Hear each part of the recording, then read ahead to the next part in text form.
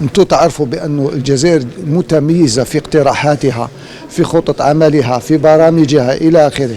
إذا احنا اقترحنا آلية للتواصل بين كل مختلف برلمانات المجالس الإسلامية.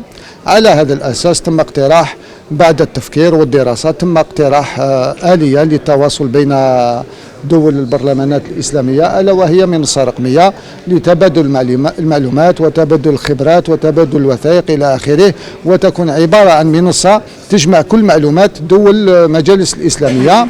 على هذا الأساس تم اقتراح هذه الآلية الرقمية الحديثة، وكما لاحظتوا أنه كانت لاقت ترحاب الدول المشاركة في هذا المؤتمر.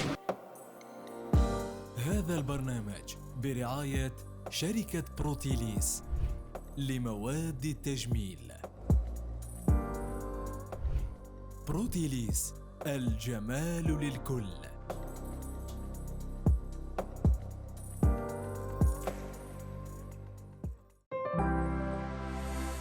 زاير تيوب، أول قناة إلكترونية في الجزائر.